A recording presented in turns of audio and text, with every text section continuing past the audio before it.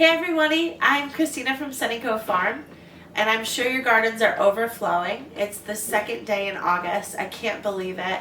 And I just wanted to show you a quick recipe that I love to use. It's basically my everyday brine for quick pickles.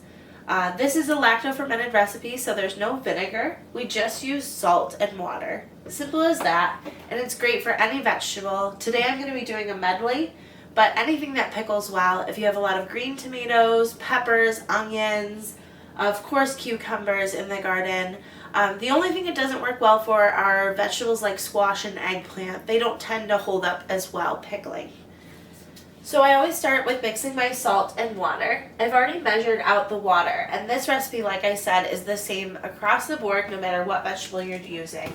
Use 2 tablespoons of salt to 4 cups of water, which fills a quart jar. So you just mix it in, and you have to use either a canning salt, Himalayan pink, or sea salt. If you use an iodized salt, it discolors your vegetables and inhibits the preservation process. So don't use a standard table salt. Next, I'm going to pile my veggies in here, and I'm going to add a little bit of spice too. So this is some cumin seed I saved from last year's garden. And that will go in the bottom with my gorgeous chunks of garlic and some fresh green onion.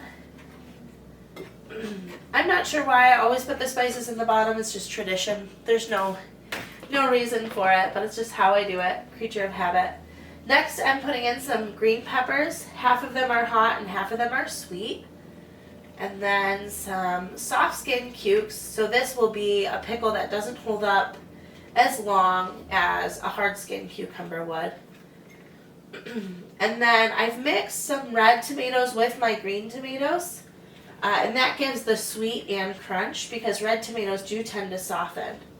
And I like to pack it quite well so I can fit as many veggies in there as possible.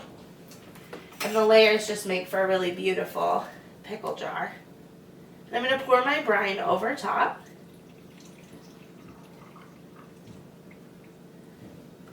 And then I'm just putting a lid on, and I'll leave it on the counter for 2 days, and I'll try it. And if it's strong enough for me, I like it pretty sour, then I'll refrigerate it. If I need another day, I'll leave it out one more day, and it's ready to go for a summer picnic.